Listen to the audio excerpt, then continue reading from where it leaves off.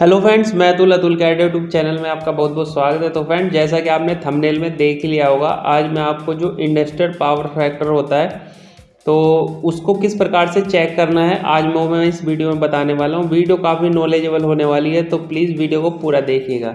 तो फ्रेंड्स, जैसा कि आप देख सकते हैं कि ये हमारी जो आपको सामने दिखाई दे रही है जिसमें 0.999 आ रहा है लिखा हुआ है, ये हमारी पावर फैक्टर कंट्रोलर रिले है, जो कि फ्रेंड जो हमारे कॉन्टैक्टर होते हैं उनको कमांड देती है और उस हिसाब से हमारे कॉन्टैक्टर ऑन ऑफ होते हैं, जो कि हमारी मेन लाइन में जो कैपेसिटर लगे होते हैं उनके थ्रू हम पावर फैक्टर को मेंटेन करते हैं। तो ये लगी होती है फ्रेंड, जिसमें जो हमारी रीडिंग है वो 0.99 या फिर 1 आनी चाहिए। तो फ्रेंड्स, इसमें हमको सबसे पहले चेक करने से पहले ये पता होना चाहिए कि इसके अंदर क्या क्या चीज़ें लगी होती हैं, जिससे कि हम उनको चेक कर पाएँ और हम कंक्लूजन निकाल सकें कि क्या चीज़ हमारी ख़राब हो चुकी है। तो फ्रेंड्स, वीडियो में आगे बढ़ने से पहले अगर आप चैनल पर नए हैं तो चैनल को सब्सक्राइब कर देना, वीडियो आपको अच्छी लगे तो लाइक कर देना, अपने दोस्तों के साथ में शेयर कर देना। तो चलिए देखते हैं कि इसमें क्या क्या चीज़ें लगी हुई हैं। तो फ्रेंड्स, जैसा कि मैंने आपको बताया कि ये जो हमारी सामने डिस्प्ले दिख रही है ये हमारी मेन रिले है कंट्रोलर की। तो इसको खोल लेते हैं। यहाँ पे कुछ कनेक्शन आप देख सकते हैं। तो फ्रेंड्स, ये कनेक्शन होते हैं रिले के, जो कि यहाँ पे कॉन्टैक्टर हमारे लगे हुए हैं। ये देखिए कॉन्टैक्टर है, कॉन्टैक्टर की रिले है, तो ये वहाँ से कनेक्शन आते हैं और रिले ये हमारी कॉन्टैक्टर को ऑन ऑफ कराती है, यानी कि करंट भेजती है तो ऑन ऑफ करती है। अब साइड में आप देख सकते हैं ये एमसीबी लगी हुई है। तो जो एमसीबी के ऊपर के कनेक्शन है ये हमारे डायरेक्ट जो हमारी पावर की लाइन है उसमें लगे हुए हैं, और जो नीचे कनेक्शन है वो कॉन्टैक्टर में यहाँ पे ये देखिए इस तरीके से कनेक्ट है। और जो कॉन्टैक्टर के नीचे वाले कनेक्शन है ये पीछे की तरफ हमारा पावर बैंक लगा हुआ है, उसको पावर बैंक बोलते हैं, मतलब कैपेसिटर का। तो ये कैपेसिटर से कनेक्ट होते हैं। मतलब कहने का ये है कि हमारे ये जो रिले है ये लोड के हिसाब से इन कॉन्टैक्टर को ऑन ऑफ कराती है, और उसके बाद ये कॉन्टैक्टर हमारी मेन लाइन से जो हमारे कैपेसिटर लगे हुए हैं उनको कनेक्ट करती है, तभी तो हम पावर फैक्टर को कंट्रोल कर पाते हैं।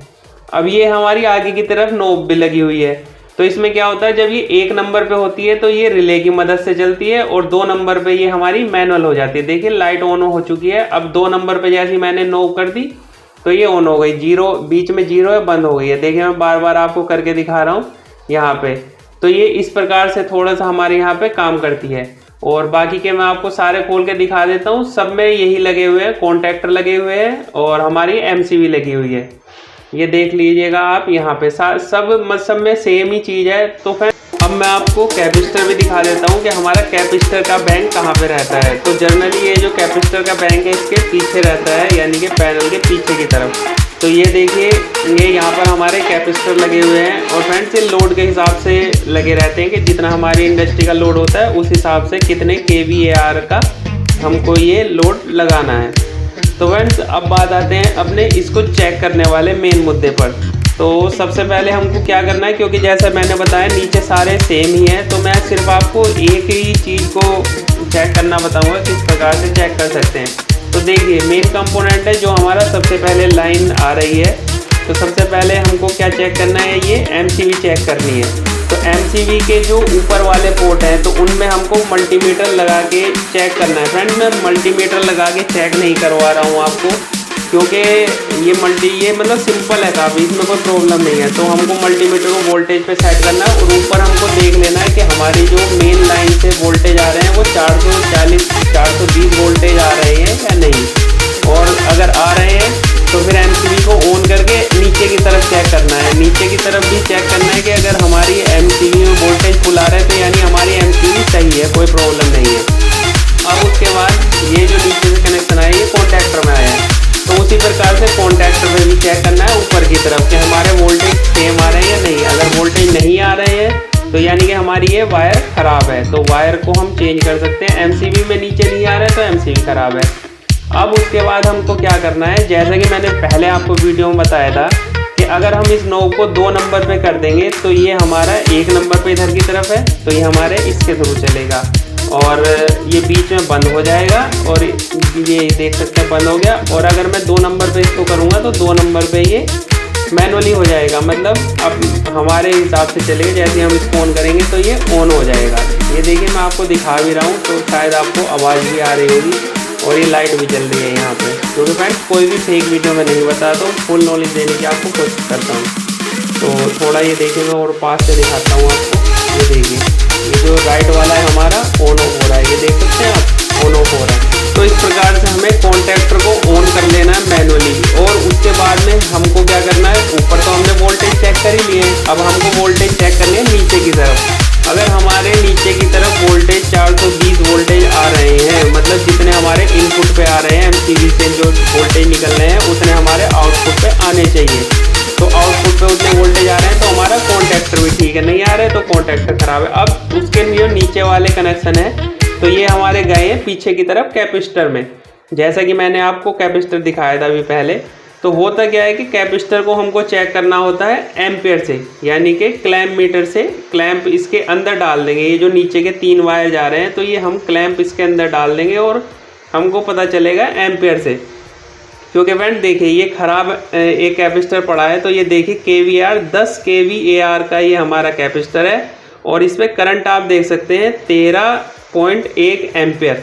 यानी कि अगर ये 10 kVAR का कैपेसिटर लगा हुआ है तो यहाँ पे 13 एम्पेयर दिखाना चाहिए जब ये ऑन होगा। जैसे ही हम इसको ऑन करेंगे मैनुअली, तो हमारे 13 एम्पेयर, 12 एम्पेयर, 11, मतलब एक जैसे नहीं आते, थोड़े कम ज़्यादा आते हैं। तो उतने एम्पेयर इसको दिखाना चाहिए यहाँ पे। अगर ये नहीं दिखा रहा है, या 1 या 2 या 3 एम्पेयर दिखा रहा है, तो इसका मतलब हमारा कैपेसिटर ख़राब है। अब कई बार क्या होता है कि ये जो हमारा कॉन्टैक्टर है, इसकी रिले ख़राब होती है। ये देख सकते हैं साइड में रिले लगी हुई है, जो कि हमारे कॉन्टैक्टर को ऑन कराती है। तो उसके लिए हमको क्या करना होगा, जैसा कि मैंने पहले आपको वीडियो में बताया था, हमारी जो नोब लगी हुई है उसको 2 नंबर पे कर देना है। अगर हमारे 2 नंबर पे करते ही कॉन्टैक्टर ऑन हो रहा है, यानी कि ठक की आवाज़ आ रही है, या जैसे हम बंद करते हैं ठक ठक की आवाज़ कर रहा है वो, यानी कि हमारे रिले सही है। अगर वो नई आवाज़ कर रहा है तो इसका मतलब ये है कि हमारी रिले ख़राब है, हमको सिर्फ रिले चेंज करनी है और हमारा कॉन्टैक्टर काम करने लगेगा। तो फ्रेंड्स, इसमें यही चीज़ होती है जो मेन ख़राब होती है। और रही बात इसकी ये जो नोब है, तो नोब का सीधा सा मतलब अगर आप 1 नंबर पे कर रहे हो तो वो रिले के थ्रू चलना चाहिए, कंट्रोलर के थ्रू, और 2 नंबर पे आप कर रहे हो तो वो मैनुअली होना चाहिए। अगर नहीं हो रहा है तो हमारी ये नोब ख़राब है। अब फ्रेंड्स, रही बात इस कंट्रोलर की, तो अगर कंट्रोलर ख़राब है तो आप सारी चीज़ें मैनुअली चेक कर लीजिए, और अगर उसको ऑन ऑफ नहीं कर रहा है वो लोड के हिसाब से, तो यानी कि हमारा कंट्रोलर ख़राब है। सारी चीज़ें नीचे की तरफ सही हैं, तो यानी हमारा कंट्रोलर ख़राब है। क्योंकि कंट्रोलर को आप सही तो कर नहीं सकते, तो वो आपको चेक कराना पड़ेगा या फिर बाहर ही भेजना पड़ेगा उसको। इलेक्ट्रॉनिक वाला कोई बंदा देखेगा या कंपनी का कोई बंदा देखेगा। तो इस प्रकार से ये सारे जितने भी पैनल यहाँ पे ये लगे हुए हैं, कॉन्टैक्टर और एमसीबी और जो कैपेसिटर है, उनको चेक कर सकते हैं और आसानी से पता कर सकते हैं आप कि हमारा जो पावर फैक्टर है उसमें क्या चीज़ ख़राब हो गई है।